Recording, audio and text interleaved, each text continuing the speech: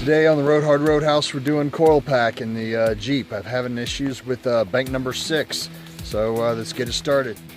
When you're dealing with anything electrical, you want to make sure that you take off the battery cable. We're dealing with the coil packet, so that's providing spark to the spark plugs. So you definitely don't want to get jolted by that sucker.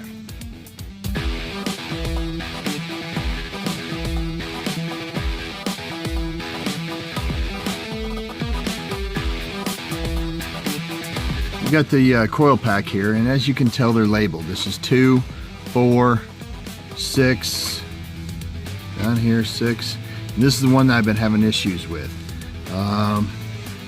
And the spark plug wires are also labeled if you have the factory type.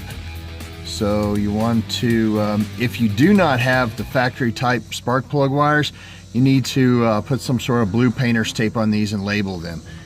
You know, as they are, like 2. This one over here is 5, and let me show you this right here. This one's number 2, and of course it's number 2 there. So you just want to make sure that you put them back in the exact same spots that you found them in, and you're going to find that this bolt right here is a 10 millimeter. So there's 2 of them down there as well.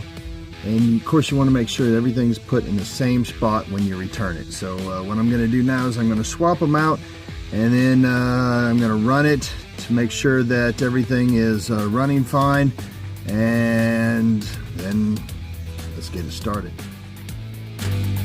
Alright, this is a side-by-side comparison of the new one versus the old one. You can tell, now this is number 6 down here, and this is the one I was having issues with. And you really can't tell on the plug here whether or not you know, this one's bad. On some of the other videos on YouTube you can tell, like this one's all jacked up, but on this one you couldn't tell. You couldn't tell any of the bulges or any of that type of stuff as far as being a bad pack. Here's the new one. Now I did this is Motorcraft by you know, out of O'Reilly's. It was $45 with my military discount. You can get them for cheaper online by about 10 bucks, so they're about, you can get them for about 35 bucks on Amazon. But I do like the fact that I can take this one back. It's got a lifetime warranty through O'Reilly's, and I can just take it down 3 miles away from my home. So that's why I went with this one instead of getting one for $10 cheaper on Amazon.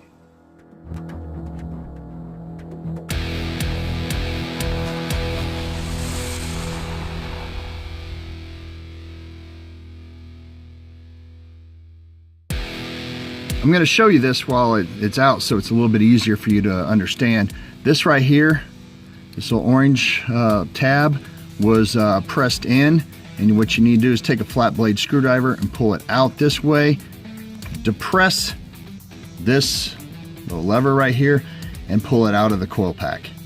Easy peasy.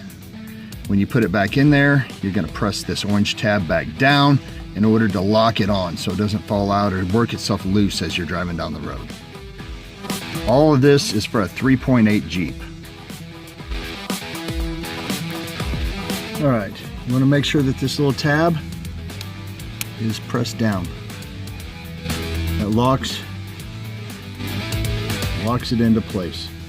And you also want to make sure all your spark plug wires are securely on.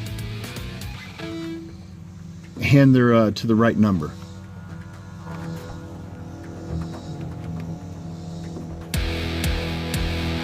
Hook your battery back up, and you're ready to start it. See if it runs.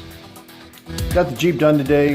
What I do want to let you know is that it is a 3.8, so we're talking about from 2007 to 2011 as far as the Jeep motors. After that, it's a 3.6. So after that, you have to deal with whatever the 3.6 has as far as the coil packets.